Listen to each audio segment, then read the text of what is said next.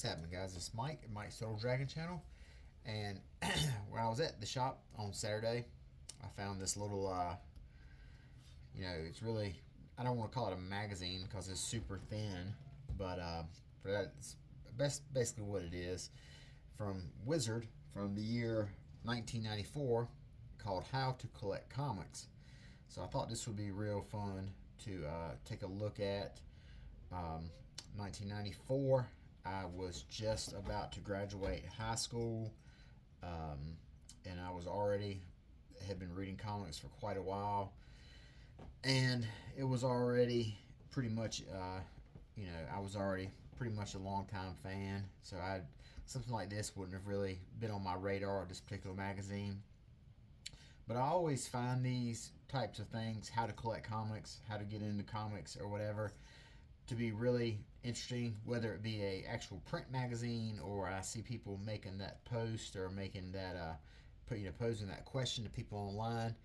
And one of the things that I thought was really hilarious is I saw a meme, and it said people will ask you how what's a good way to get into comics, and we all will recommend, oh, start with Kingdom Come, start with Batman Year One, start with Watchmen, or whatever, these standalone, incredible stories. And then underneath it, I saw these are the suggestions that we make, when in reality, all of us started with something that was like a part 6 of a 14-part X-Men crossover. So we make suggestions to people, but that's not how we got into comics. Um, you know, I always tell people that to get into comics, it simply takes to just buy comics. To buy comics, you can get into it. It's just as simple as that. You can do as much research. You can look into as many storylines as you want to. But sooner or later, you have to take the plunge and you have to get into it. Um, if you are somebody who does not know, if you're not familiar, if you're a younger person, in 1990s, Wizard magazine was the comic book magazine. Um, it was a magazine that it talked with creators. It had a price guide. It had interviews with artists. It had not just interviews with artists, but they would do a tutorial on how to draw stuff. It ranked books that were hot, writers and artists that were hot. So it really spoke to, and it was aimed towards that demographic of teenage reader in the 90s. It was very, it was not a very serious publication as far as its style of humor. It was very sophomoric, I guess you would say. Um, so it was definitely geared toward, if you were like, it was geared towards the 90s Beavis and Butthead fan. Put it like that. The kids that were playing Mortal Kombat and who were watching Beavis and Butthead and reading comics was who Wizard was geared towards. But then, just like all print, it slowly started to go away, and then Wizard ended up closing shop up about maybe 15 years ago, something like that. And now they're pretty fondly remembered, though, by people my age who remember them from our teenage years. But in any case, every time I see a Wizard, I like to pick it up because of the nostalgia purposes. But I thought this would be pretty fun to go through and take a look at. As we see right here on the cover, it says How to Collect Comics, has favorite companies, hottest characters, biggest artists, etc., etc. See, this is Wizard, the guide to comics. We speak the language. So you see right here that it doesn't really treat comics as the way, like some magazines, like Comic Buyer's Guide was definitely a more highbrow type of magazine. It was one that was a little bit more adult, geared towards, not Wizard. So this has an intro right here by Peter David, who just recently passed. He was an incredibly prolific writer.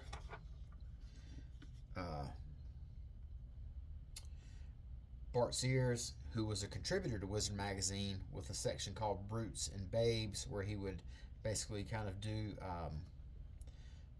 different drawing tutorials, drawing superheroic male and female characters. He would kind of put that in his little segment of Wizard Magazine. And one of the things about the 90s is there was a million different labels. There was a million different labels of comics, you know. Of course, you had the big two, Marvel and DC, but everyone was, you know, trying to start one up, and the majority of them failed. Or if they did fail, some of them didn't even get off the ground. Some of them didn't even get that far. Like, you could probably hop on an app right now and find out how many issues of this Bart Sears Brutes and Babes by, what is that, Ominous Press? You probably take a look at how many books that put out and count them on one hand. But Marvel, right here, we all know everything about Marvel. You know, at this point, what's there left to say? Here we have a double page ad about Marvel with a lot of their greatest hit books. You know, first page of the first appearance of Doctor Doom. You know, here's DC. We all know about DC at that point, you know, what's going on with them. Superman 75, one of my most fondest comic book memories. I remember the day this came out, and me and a group of kids, you know, I say kids, young teenagers or whatever, I distinctly remember us sprinting through the mall where the comic book shop was, like a dead sprint, running through the mall, wanting to get there to the comic shop when they opened that Friday to pick this up.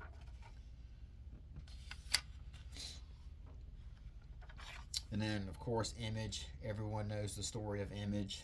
You know, how the big creators left Marvel because they didn't feel like they were getting treated fairly, struck out on their own, launched titles, sold tons, made tons of money, you know.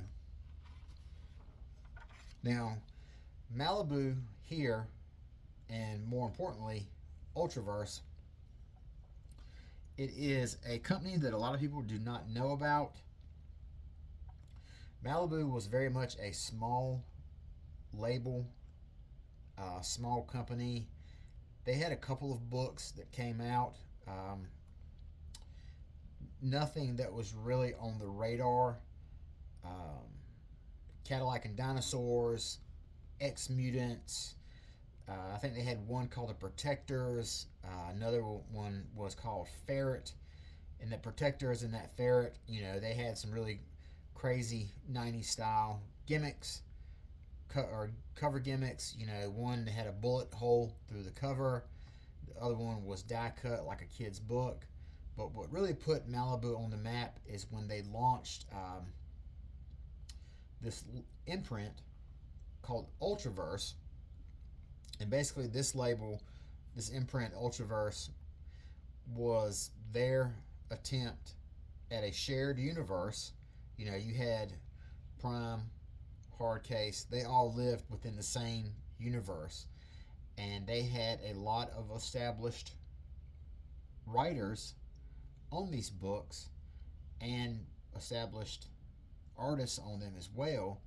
So the difference between this and Image was the guys at Image were rock stars. Rob, Todd, Jim Lee, etc. These guys were like rock stars.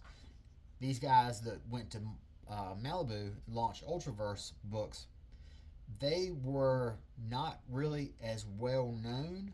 They were well known, but they didn't, like, say for instance, if you were on a, like, they didn't have the amount of fame that would grab people's name. Like if someone said, hey, Norm Brayfogle, Steve Englehart, your average fan knew who they were, but they didn't have that punch. They didn't have that, you know, that superstar quality that the guys from Image had. So although these guys were established comic book artists and writers, they did not have that superstar mold They didn't have that drawing power that the guys from Image had. And then not only did Malibu have Ultraverse, they had Bravura, which was a separate. So Malibu had two imprints. They had the Ultraverse, then they had the Bravura, which featured Jim Starlin, Walt Simonson, I think Art Adams, a couple other guys like that, Sergio Aragones. So while recognized names within the industry, none of these guys here that were on Ultraverse really had that, like I said, that rock star draw appeal of the guys that left for Image. And this was all a shared universe. Ultraverse was a shared universe. It all launched and basically at once. So you got to see these characters, which were all totally unique, original characters. You got to see them from the start. And the writing was strong on a lot of it. You know, the art, very workmanlike. Nothing that really jumped off the page. But, you know, much like everything else, ultimately, the sales dropped and they ended up getting bought out by Marvel. So Marvel bought Malibu and the Ultraverse characters, and there was rumors that they were going to fold over into the Marvel Universe, and they did have a book called Ultra Force, which there was a short-lived cartoon that had George Perez on the artwork of it, that had characters like Black Knight, trying to remember who else. Some lesser-known Marvel characters were in that team-up book with Ultraverse characters, but nothing ever really became of it. It never took off and did anything. And I think there is a lot of contractual reasons right now where none of these characters can be brought back. So even though Marvel owns them, they don't do anything with them. Now Valiant, this right here, this was, for me, this was my label right here. This book was launched by Jim Shooter, who, if you know about comics, he is one of the, if not the youngest person to ever write a comic book and get paid for it. He was 14 or 15 or something like that, and he was writing one of the Superman books for DC back in the day. And Valiant launched their universe, and it was a shared universe with all original characters.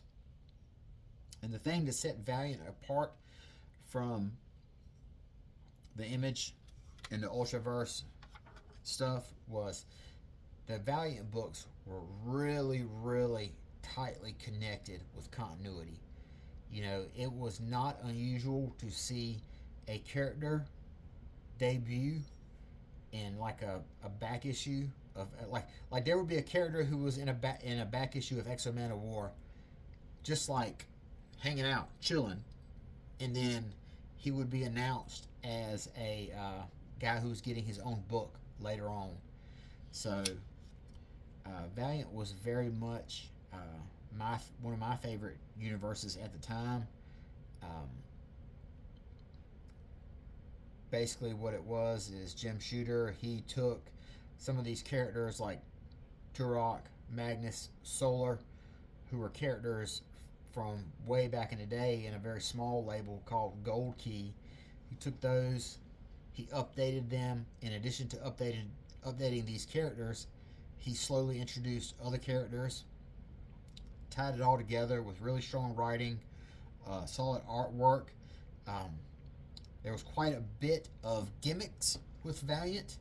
They had 0 issues that you could cut coupons out and mail off and get those 0 issues. They had serial numbers that if certain codes, certain serial numbers were given out in the book you had matched that, you could win other types of collectible issues. So Valiant really put itself on the radar by having tight continuity, solid stories. They appealed to the collectors at the time. They had a big universe that was all interconnected, and they would do stuff where they would launch like a 0 issue that was set in the future and would give you kind of a forecast of what was coming down the pipeline in Valiant Universe. But they were really great to me. I loved them so much when they came out. But when they got bought by Acclaim, the people who make video games, the whole thing just said, just cratered.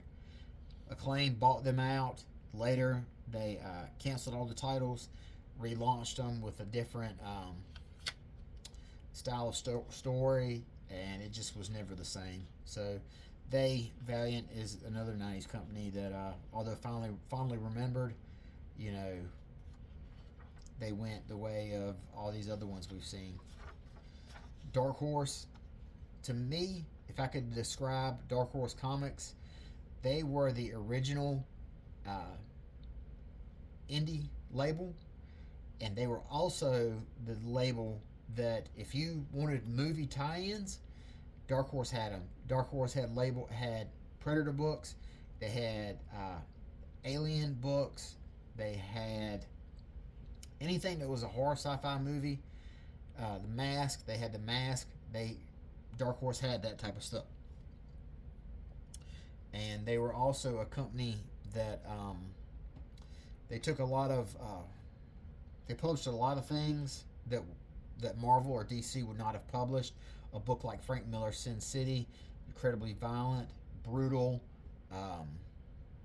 Marvel or DC wasn't going to publish anything like that. Paul Chadwick's Concrete, kind of like I guess you would, I don't know if you would call Concrete a superhero or not, but it was very much like a thinking man's book, So Dark Horse, they had a lot of stuff that Marvel and DC wouldn't touch. They had sci-fi movie adaptations. They had books that didn't really fit properly into the superhero genre, and they carved out a name for themselves. And for a while, it was Marvel, DC, and Dark Horse. That was 1, 2, 3. Then Image came along and dropped Dark Horse down to 4.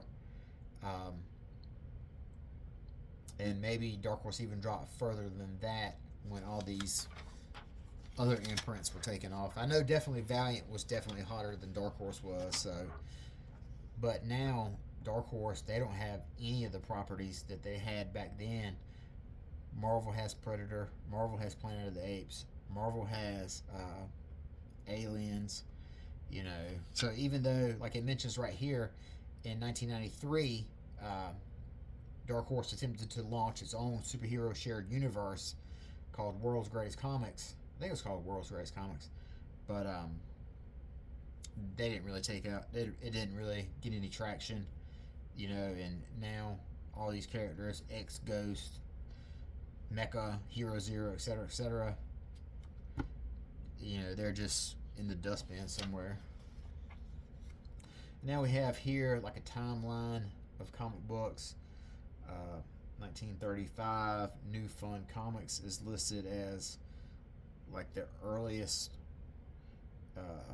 comic book here. It says, besides being the first DC comic, this was the first regularly published comic book to feature new material. So although, because I know a lot of times people will say that there was books of comic strips that were collected together, and those are the earliest comics. But right here, they're saying New Fun Comics #1 separates itself from those comic strip books because this was all new material. February 1940, Captain Marvel appears in Wiz #2 by Fawcett Comics.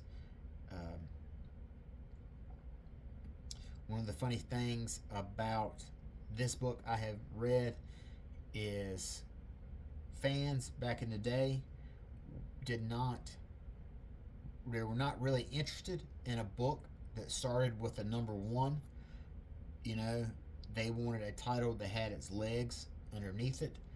So they put this issue, even though the first Captain Marvel is in Wiz #2, technically it was the first one, because a book that had #1, people wouldn't really pay it no attention on the shelf. It says right here, Wiz number 2, despite its numbering, is the first issue of the title. Number 1 was a throwaway created to secure trademark. So basically, you just kind of have a little rundown of a timeline of comic books. 1992, ex-Marvel artists form Image Comics. And then we have some of the biggest creators right here, and all these old pictures are hilarious. This old picture right here of Mark Bagley, this looks great. This looks like he looks like somebody would come over your house and fix your computer, or he would come check on your printer. But all these guys right here were people who were really important to the comic books. You know, Neil Adams, obviously an incredible artist, huge advocate for creators' rights. Mark Bagley, you still see his Spider-Man in advertising right now. John Byrne, Uncanny X-Men, you know, he drew the greatest Uncanny X-Men stories, you know, Dark Phoenix Saga,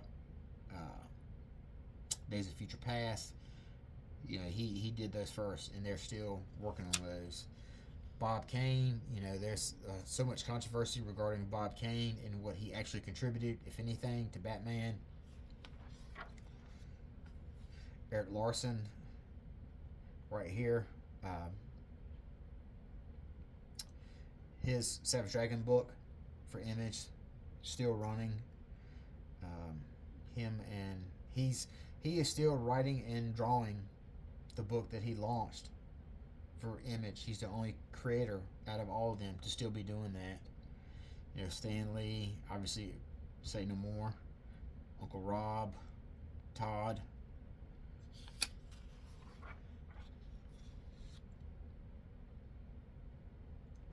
Frank Miller, looking incredibly young right here.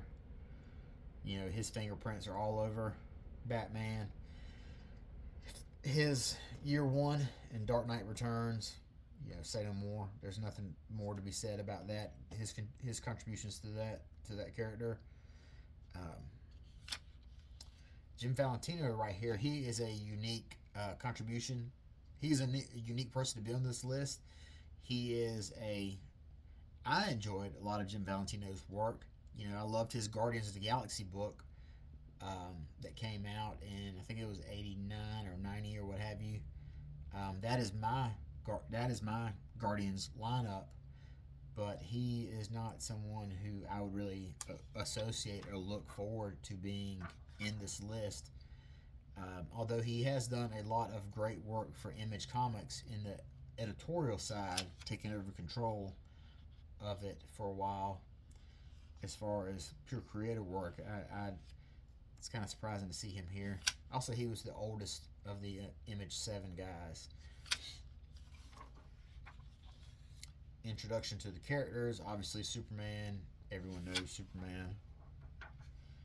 Spider-Man, Batman. These are all characters who are just, you know, just dug into the pop culture collective. The Flash, Green Lantern right here. You know, we've seen these guys in various different types of media. Prime, he is a Ultraverse character, and he was one of the ones that I like the most because essentially he is like a Shazam style character. He is in reality a 13-year-old kid, and when he wishes to turn into Prime, he forms this Prime body around him through basically like a, you know, basically fluid and goo and everything. He makes this flesh shell, you know, so he's kind of like Iron Man. He's inside the Prime body, and this is the armor, but it's made out of flesh. So he was one of my favorite characters from Ultraverse. Norm Brayfogle was on the book, who is a real, he's done like 1 million Batman books in the 80s and 90s. The guy who wrote this book, Gerard Jones, he's someone who has had a rather, I don't really know how to phrase that. He is in jail for a lot of inappropriate crimes. So that's probably part of the reason why that Marvel doesn't do anything with his character Prime anymore, because Gerard Jones would probably see some money for it. They don't want to throw in on that. X-O Man of War was another one of my favorite characters from Valiant. Essentially, the story behind him is he was basically like a Conan-style barbarian. He was abducted by a race of aliens, and on their ship, he broke free and found this living suit of armor right here, and he bonded to it. So he is basically a barbarian. So imagine if Conan got inside the Iron Man armor, is basically what X-O is. X-Men, Avengers, everyone knows everything about them. Same with Wolverine, Jason Todd, Robin, Captain America, Fantastic Four, whose movie comes out next month. I'm actually going to take the day off from work to go see that. Justice League, Wonder Woman, Brian Bolland cover here. Captain Marvel. This was the book that was launched by Jerry Ordway. And it is probably the last time that the book was really good.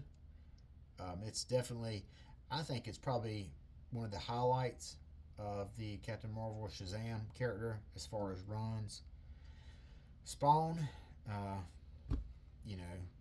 kids like chains. What more can you say? This book's still coming out here too. I read the most recent issue, and Todd has not grown as a writer. Todd writes that book, but he doesn't draw it anymore. Catwoman, this is the Jim Ballant era of Catwoman. He made a bunch of really popular Catwoman issues with his style of artwork was really kind of cheesecakey, very clean lines. Venom, of course, everyone knows about Venom. Another thing about Wizard Magazine was they had a lot of toys in there. This is when we were really first starting to get comic book style toys. See, these are some of the characters that Dark Horse was putting out. They had the licensed Star Wars, Mask. This is X. He was one of their superheroes. And then Madman, who's kind of floated around from, I think, different labels. Cards were really popular at the time. Everyone had a line of cards. Every comic book company had a line of cards.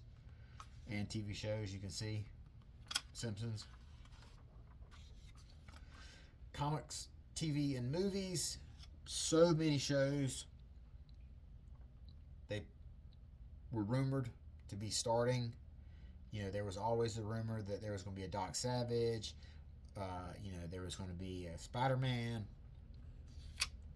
movie, Youngblood animated series. That never got off the ground. Human Target did become a TV show, but it was very much not, I don't think it was it might have been kind of accurate to the show, to the comic book. Spider-Man, it would be another 10 years before we would get a movie.